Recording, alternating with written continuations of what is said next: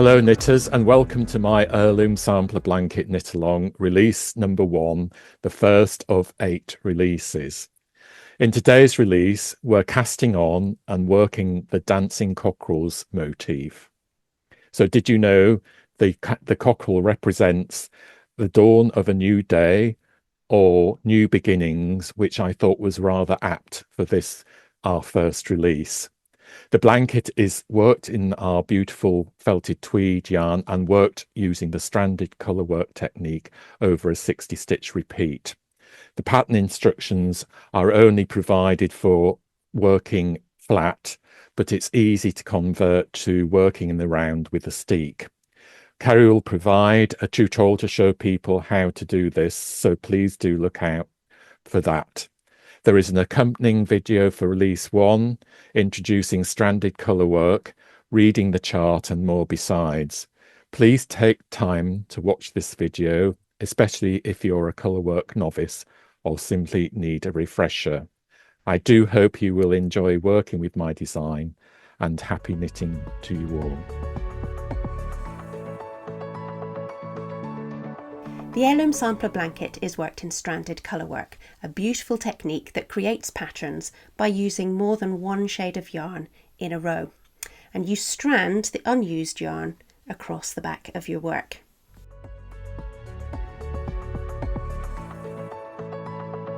The instructions for each release are provided as a chart, which is just like looking at a picture of what the right side of your knitting will look like.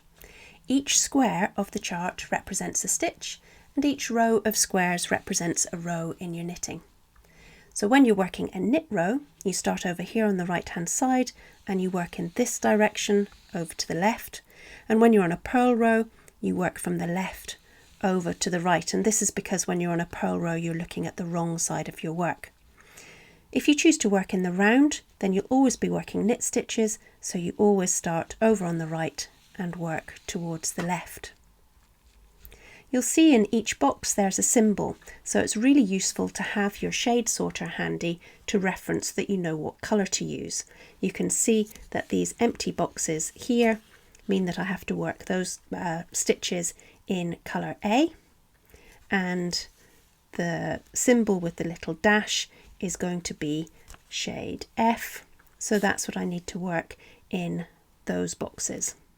The 60 stitch pattern repeat shown on the chart is repeated 4 times across the full width of the blanket. So when you've worked across the first row of the chart once, you then need to return to the beginning of the same row in the pattern repeat and work along again 3 more times so that you've got the full width of the blanket. Note that the first column of stitches on the chart is extra and it's only worked on the right hand side of the blanket. So that's the very first stitch of the round if you're working in the round, or it's the first stitch of every knit row, or it's the last stitch of every purl row. This is where your 60 stitch pattern repeat begins and ends. So once you've done the chart once on a knit row, you return to this second stitch in to then repeat the chart. When you've worked the chart once in a purl row, you stop before that final stitch and return back to the left hand side. So you only work this as the very first stitch on a knit row or the very last stitch on a purl row.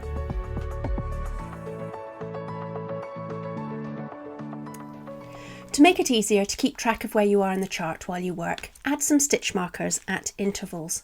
You can also add some vertical lines in the chart that correspond with the colours of your stitch markers, and then you can tell at a glance where you are in a row or a round very easily. If you don't have any coloured stitch markers, some loops of yarn or some cotton thread can work equally well.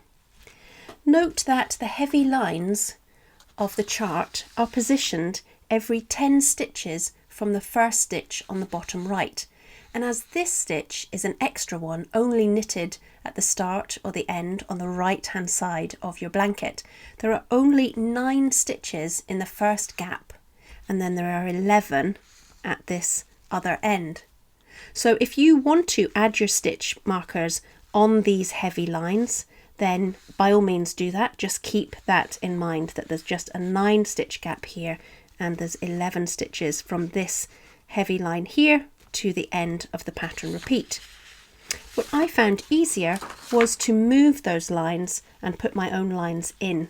So I have got my red stitch marker here after the first stitch, and I've put a little arrow in there to say that's where my first stitch is, and then I've ignored that first darker line on the chart and I've put in a new one stitch along. So I've got a blue stitch marker with a blue line, and I've just moved it along so I have 10 stitches between all my stitch markers all the way along to the end of the chart. And then you can see I've got my red stitch marker to show the end of the chart there, and then I start again all the way to the end of the row or the round.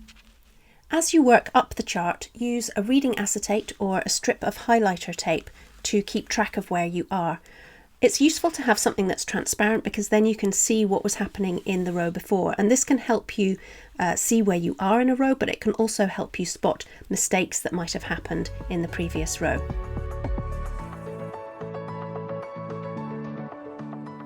If you want to knit in the round, you need to add some extra stitches to create this column known as the steek, up which we're going to carefully cut right at the very end so that we can open out and lay flat our blanket. So we're going to cast on the 241 stitches according to the pattern instructions, and then we're going to add 8 extra stitches. So you can see here I've got the first red stitch marker to indicate the beginning of my pattern repeat. Then here I've got the first stitch of the chart that only appears on the right hand side of the blanket, and then here are my extra 8. 2, 4, 6, 8. Now the steek column needs to be an odd number, so 7 of these stitches will form that steek, and this extra 8th stitch is going to help us to join in the round. So once you've cast on all your stitches, lay your needles out and make sure that you have no twists in your cast on edge.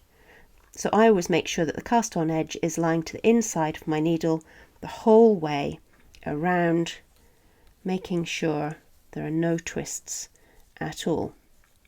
And then what we're going to do is we're going to slip the first stitch on the left hand needle onto the right hand needle, and then we're going to lift what was the first stitch on the right hand needle up over the top of that stitch and off. And there we have joined to start working in the round. So now you have 7 extra stitches to form the steek. Place some stitch markers on the outside edges of the steek. So that's going to go just in here, and make sure these are a different colour to the other stitch markers that you have. So we've got 2, 4, 6, 7.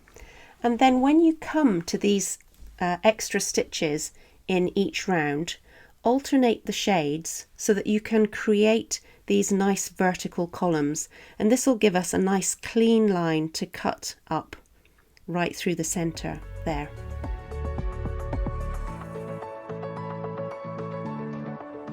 To follow the chart, you're simply going to work each stitch according to the key.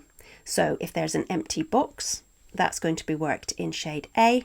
If there's a box with a cross in it, that's going to be worked in shade C. You join me on a purl row, so I'm starting over here and I'm going to be working along the chart in this direction. So you can see that my first 2 stitches are going to be in shade A, and then I'm going to have 4 stitches of shade C. So I'm going to start by purling 2 in A. Then I'm going to drop that yarn down, crossing over my yarn C, and then I'm going to start my 4 stitches in yarn C. Next I've got 1 in yarn A, so I'm dropping down yarn C, picking up A and working that stitch. And I'm just going to take care to make sure that I'm not pulling it too tight. We don't want this float or strand at the back to be really tight and cause the work to pucker. So I'm just going to stretch out my stitches and make sure that there's enough space in there. Then we move on to 3 in C. 1, 2, 3. That takes me up to my green stitch marker, slip over my marker. Then we're on to A. Drop down A, pick up C. And this is the basic principle of stranded colour work. You drop down the colour that you're not using, you pick up the colour that you are using. Every so often, just stretch it out to make sure that your tension is nice and even.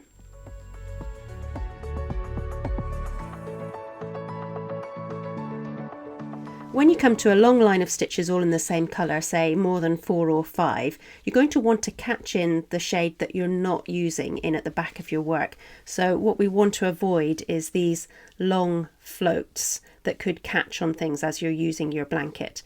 So I have worked to almost halfway along this stretch of 8 stitches. Maybe just do one more here. So I've got 4. So I'm halfway along, and then what I'm going to do is just lay yarn C over the top of yarn A before I work that next stitch.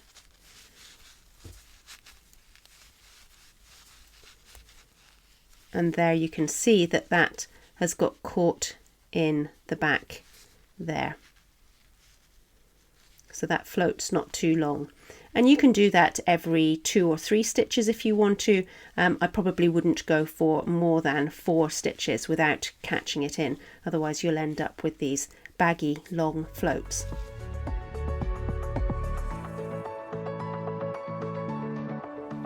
The dominant colour refers to any shade in the pattern that you want to pop or stand prominent. So you might describe shade A, the clay, as the background colour and these patterns as the foreground colour, and it's this that we want to really stand proud over the background. There's a really easy way to make this happen, and it's best shown on a purl row so you can see what's going on. So if this is my background colour, I want to carry that on the top, and I want to carry the foreground colour that I really want to pop and be prominent over the background underneath. So swapping to my background colour, I'm going to carry it over the top, and my foreground colour is going to be carried on the bottom.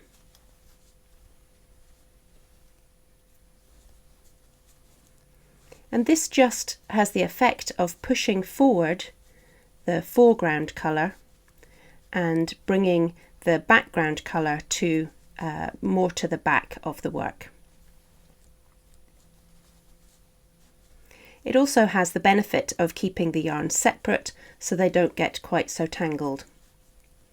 You can have one ball on the left side and the other ball on the right side, and you just keep them separate so they don't twist around each other.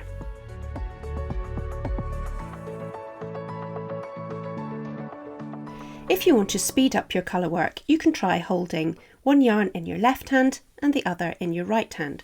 So to work the yarn in your left hand, you're going to scoop it off your first finger and pull it through. And this is known as picking or continental style. To work the yarn in your right hand, throw it around the back in between the needles and pull it through. And this is known as throwing or English style. And if you always carry the dominant colour in your left hand, you'll find that it naturally gets carried underneath your background colour in the right hand.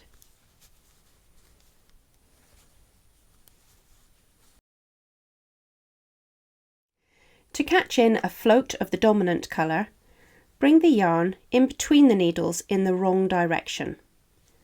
Then wrap your background colour around the needle, bring that dominant colour back again so that it doesn't get knitted in, knit that stitch, knit the next one, and you'll see that the dominant colour has been caught in at the back.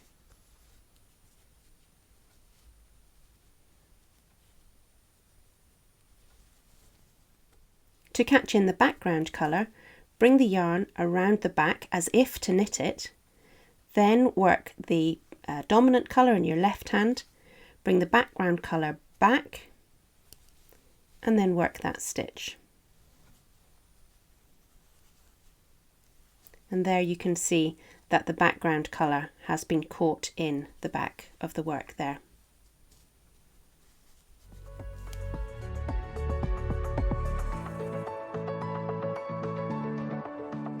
And the principle is exactly the same on a purl row. You carry one yarn in your left hand and the other in your right hand. And it's fair to say this is a little bit more difficult for people who are not naturally continental knitters, but what you're going to do is take that dominant yarn over the top of the needle and round to the front and scoop it through. And again, over the top of the needle, round to the front and scoop it through. And then to throw your background yarn from the right hand, make sure that that yarn in the left is out of the way. You're going to go around the top and pull that through. Pull that through.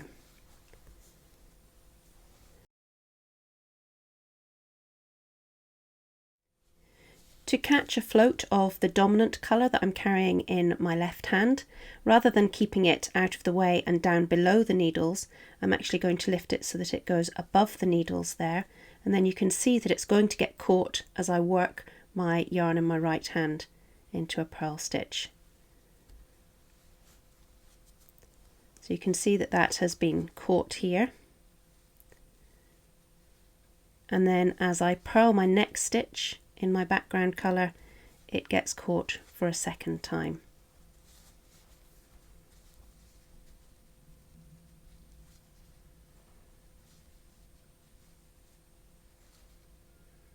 To catch in a float of the background colour, we're going to wrap the yarn in the wrong direction around the needles. Then we're going to bring the yarn in the left hand around to almost work the stitch. Then bring the background colour back and work the stitch.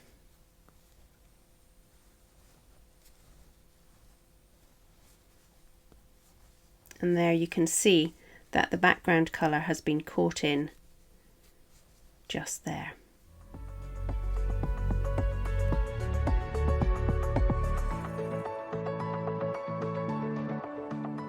As you finish each release, take a moment to weave in your loose ends. So I'm using a pointy tapestry needle, and we're just going to come diagonally down the backs of some stitches, going through the yarn, splitting the yarn with the sharp needle in one direction,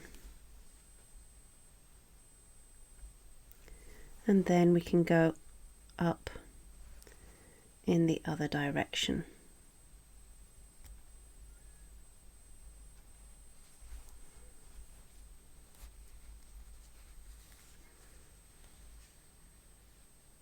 Don't pull it too tight, stretch it out, make sure that you're not causing any puckering, and snip it off.